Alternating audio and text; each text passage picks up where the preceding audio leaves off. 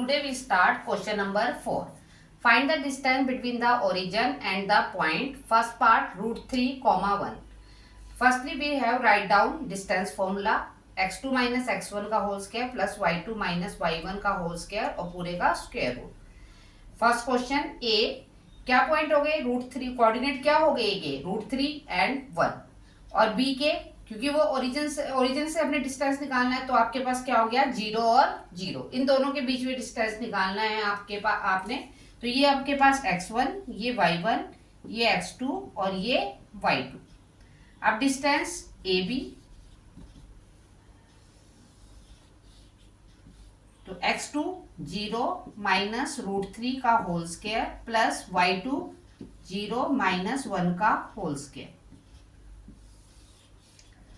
Minus √3 का whole square plus minus 1 का whole square. √3 का होल स्क्वायर तो क्या आ गया आपके पास 3. आपको बताया था मैंने पहले भी, √3 into √3 that is equal to 3. तो आपके पास 3 हो गया प्लस 1 1 जा 1, 3 plus 1 that is equal to √4 और 2 unit. That is the distance. Now second part a to √2 plus 2 comma 2 minus √2 और b के कोऑर्डिनेट क्या है आपके पास, क्योंकि ओरिजिन है तो ओरिजिन के कोऑर्डिनेट क्या होते हैं 0 0. हमने फिर से डिस्टेंस फॉर्मूला यूज किया है, मैंने ऊपर मेंशन किया है आपको डिस्टेंस फॉर्मूला. ये x1, ये y1, ये x2, ये y2. x2 0 माइनस, अब बाहर माइनस है तो हम क्या करते हैं ये ब्रैकेट के अंदर ले लेते हैं, क्योंकि अंदर के साइन क्या होते हैं आपके चेंज होंगे. देन प्लस 0 माइनस 2 माइनस √2 और यहाँ पर क्या आ गया आपके पास स्क्वायर, क्योंकि x2 माइनस x1 का होल स्क्वायर है. अब हम सबसे पहले क्या करेंगे, ब्रैकेट खोल देंगे. तो कितना आ गया आपके पास माइनस √2 और माइनस 2 उसका होल स्क्वायर प्लस, फिर से ब्रैकेट खोलेंगे -2 प्लस √2 होल स्क्वायर. ठीक है. अब देखिए आपके पास क्या है, सिंपल सी बात है, ये a हो गया, ये b हो गया. मैंने आपको पहले ही बताया था, या तो आप इसको माइनस को बाहर ले लीजिए तो माइनस माइनस प्लस हो जाता है, तो a प्लस बी का होल स्क्वायर का सीधा फॉर्मूला लगा सकते हैं, या आप सिंपल वैसे ही लगा लो कि आपके पास a square plus B square -2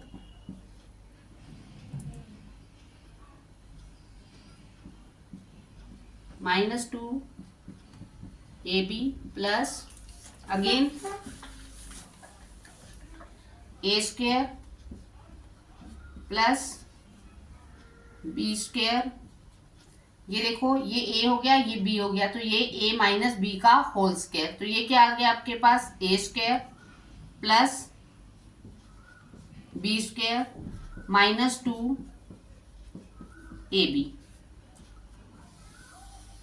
अब √2 तो आपको पता है इससे कैंसिल हो गया, तो कितना आया आपके पास 2 plus 4 plus minus -4 √2 plus 2 plus 4 -4 √2. Okay. अब ये माइनस माइनस ये प्लस हो गया था, ये और ये आपका कैंसल. अब प्लस कर दीजिए सबको, कितना आ गया √12. अब क्या करते हैं हम 12 के फैक्टर बना लेते हैं. 2 इंटू 2 इंटू 3, 2 स्क्वायर रूट से बाहर पेयर बन गया उसका 2√3 unit. So that is your answer, question number 2. Now question number 3rd part.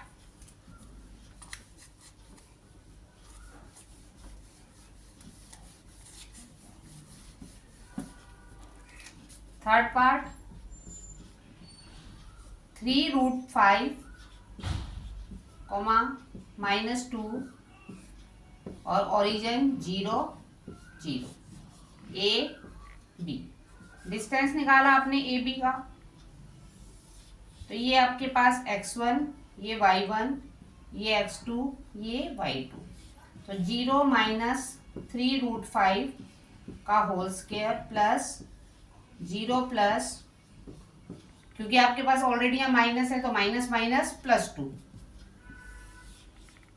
-3√5 का होल स्क्वायर प्लस 2 2 जा 4। अब देखिए दोबारा से मैं आपको एक समझा देती हूँ। 3√5 √3√5, अब देखो 3 3 जा क्या हो गया 9, या तो आप ऐसे करो √5 2 टाइम्स है तो 5, क्योंकि पेयर आ गया उसका, या आप ऐसे कभी कर सकते हैं 5 5 जा 25 और 9 × 5 45, तो ये आपके पास आ गया 45 प्लस 4 √49, और 49 का स्क्वायर रूट 7 यूनिट। आज हम करेंगे question number 5। Show that the point -2 5 3 -4 and 7 10 are the vertices of right angle isosceles triangle. इसमें हमको प्रूव करना है कि वो आइसोस्केलिस ट्रायंगल है, मतलब दो साइड्स इक्वल है, और उसके अलावा वो राइट एंगल भी है। मीन्स जो दो साइड्स के स्क्वायर का सम वो तीसरी साइड्स के स्क्वायर के क्या है, इक्वल है। तो सबसे पहले हमने डिस्टेंस फॉर्मूला लिखा है, फिर let the given points B -2 5 3 -4 7 10, इसको हमने ए मान लिया, इसको बी और इसका सी।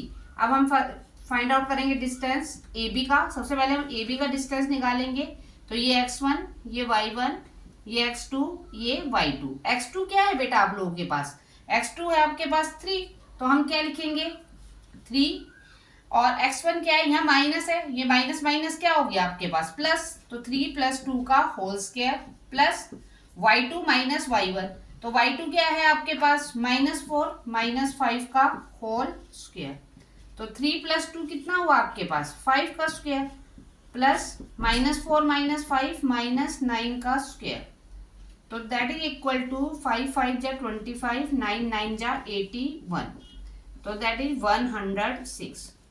नेक्स्ट अब हम निकालेंगे BC इक्वल। अब हम क्या करेंगे, इसको हम x1 ले लेते हैं, इसको हम y1, इसको x2, इसको y2। अब x2 - x1 का होल स्क्वायर मीन्स 7 - 3 का होल स्क्वायर प्लस y2 10। अब देखो y1 यहाँ माइनस है तो माइनस माइनस क्या हो गया आपके पास 4। अब 7 - 3 4 का स्क्वायर प्लस 14 का square, that is equal to 16 plus 196। अब इसको हमने 196 और 16 को प्लस किया तो कितना आया हमारे पास 212 आया। ठीक है, अब हम क्या करेंगे AC निकालेंगे।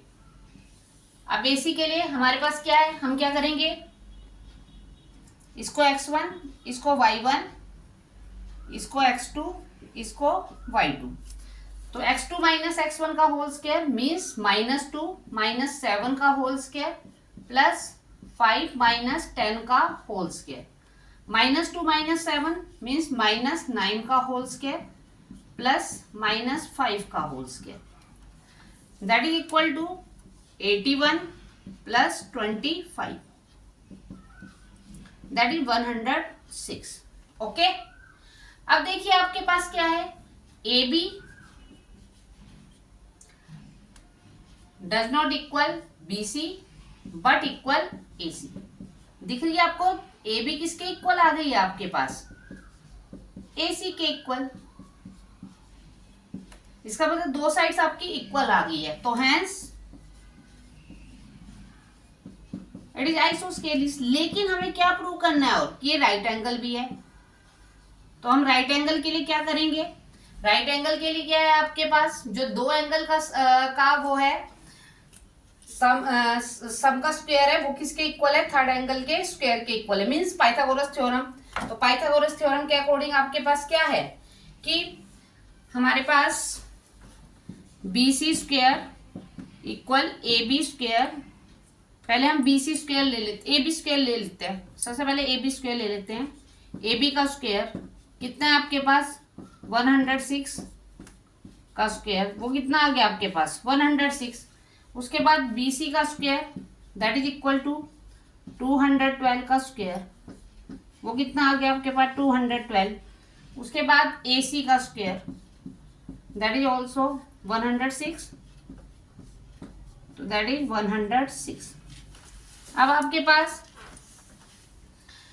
पाइथागोरस थ्योरम में क्या होता है, आपके पास बी सी का square equal A B square plus A C square. देखिए ए बी स्क्वायर कितना है, 106 प्लस 106 दैट इज 212, और बी सी स्क्वायर भी हमारे पास कितना है, 212। तो hence it is a right angled isosceles triangle। यही हमने प्रूव करना था। यस